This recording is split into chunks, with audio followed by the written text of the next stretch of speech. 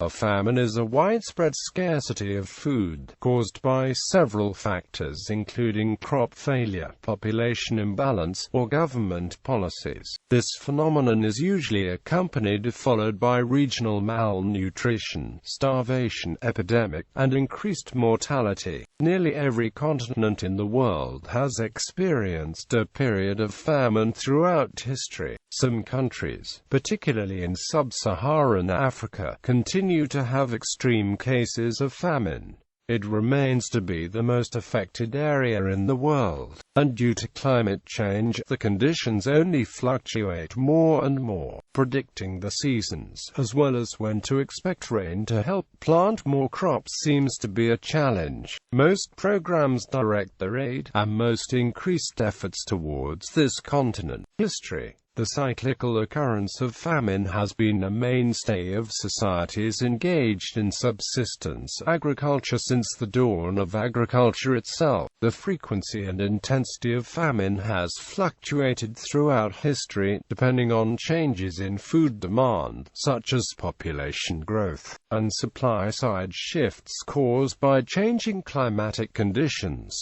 Famine was first eliminated in Holland and England during the 17th century, due to the commercialization of agriculture and the implementation of improved techniques to increase crop yields. Decline of famine. The feudal system of the Middle Ages, in which subsistence peasants worked on the land of a lord in return for protection, was not conducive to improvement or change, as neither the peasants nor the landlords had much economic incentive to increase the land's productivity. In the 16th and 17th century, the feudal system began to break down, and more prosperous farmers began to enclose their own land and improve the yields to sell the surplus crops for a profit. These capitalist landowners paid the laborers with money, thereby increasing the commercialization of rural society. In the emerging competitive labor market, better techniques for the improvement of labor productivity were increasingly valued and rewarded. It was in the farmer's interest to produce as much as possible on the land in order to sell it to areas that demanded that product. They produced guaranteed surpluses of their crop every year if they could. Subsistence peasants were also increasingly forced to commercialize their activities because of increasing taxes. Taxes that had to be paid to central governments in money forced the peasants to produce crops to sell. Sometimes they produced industrial crops, but they would find ways to increase the production in order to meet both the subsistence requirements as well as the tax obligations.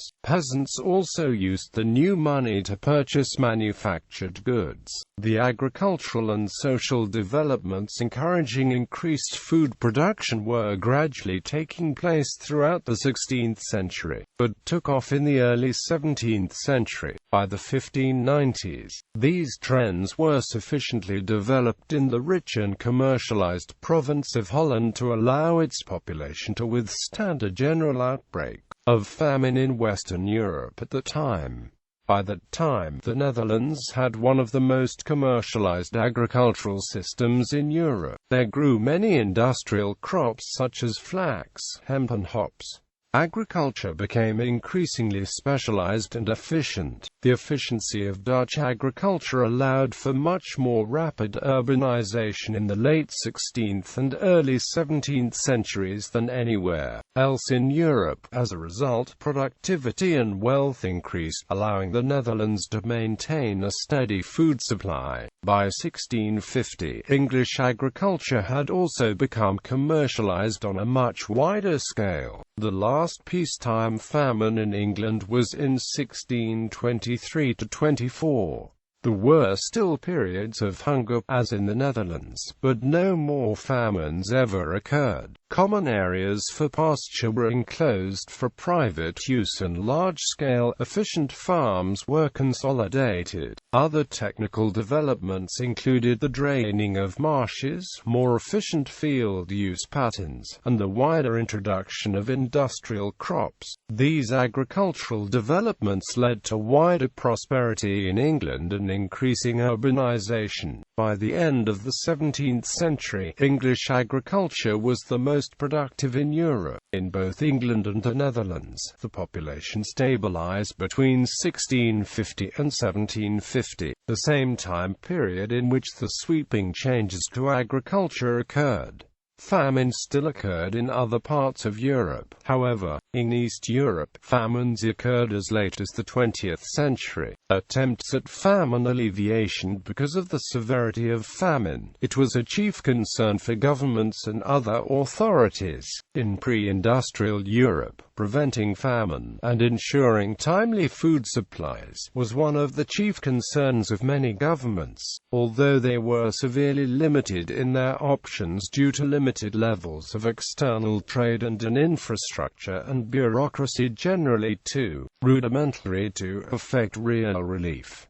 Most governments were concerned by famine because it could lead to revolt and other forms of social disruption. By the mid-19th century and the onset of the Industrial Revolution, it became possible for governments to alleviate the effects of famine through price controls, large-scale importation of food products from foreign markets, stockpiling, rationing, regulation of production and charity. The Great Famine of 1845 in Ireland was one of the first famines to feature such intervention. Although the government response was often lackluster, the initial response of the British government to the early phase of the famine was prompt and relatively successful, according to FSL. Lyons, confronted by widespread crop failure in the autumn of 1845, Prime Minister Sir Robert Peel purchased £100,000 worth of maize and cornmeal secretly from America. Baring Brothers and Amp Co. initially acted as purchasing agents for the Prime Minister. The government hoped that they would not stifle private enterprise, and that their actions would not act as a disincentive to local relief efforts.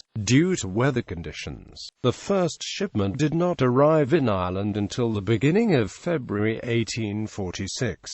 The maize corn was then resold for a penny a pound. In 1846, Peel moved to repeal the Corn Laws tariffs on grain, which kept the price of bread artificially high. The famine situation worsened during 1846, and the repeal of the Corn Laws in that year did little to help the starving Irish. The measure split the Conservative Party, leading to the fall of Peel's ministry.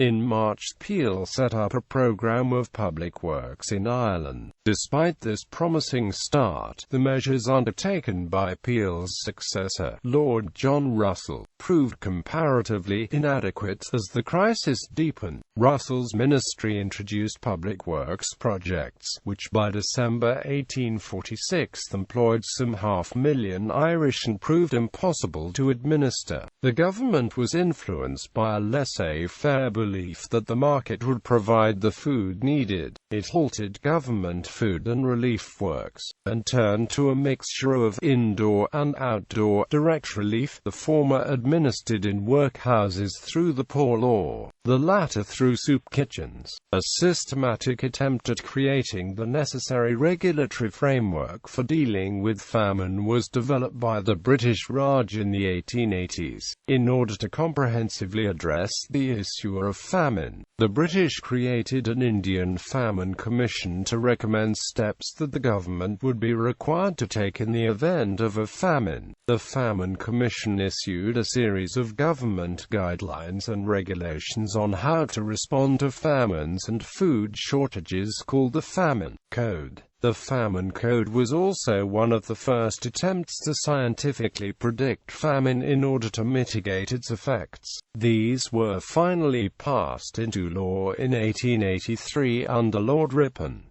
The code introduced the first famine scale. 3 levels of food insecurity were defined: near scarcity, scarcity, and famine. Scarcity was defined as 3 successive years of crop failure, crop yields of 1/3 or 1/2 normal, and large populations in distress. Famine further included a rise in food prices above 140% of normal, the movement of people in search of food, and widespread mortality. The Commission identified that the loss of wages from lack of employment of agricultural laborers and artisans were the cause of famines. The Famine Code applied a strategy of generating employment for these sections of the population and relied on open-ended public works to do so. 20th century. At the 20th century, an estimated 70 million people died from famines across the world, of whom an estimated 30 million died during the famine of 1958–61 in China. The other most notable famines of the century included the 1942–1945 disaster in Bengal, famines in China in 1928 and 1942, and a sequence of famines in the Soviet Union, including the Soviet famine of 1932–1933, caused by the policies of Stalin. A few of the great famines of the late 20th century were the Biafran famine in the 1960s,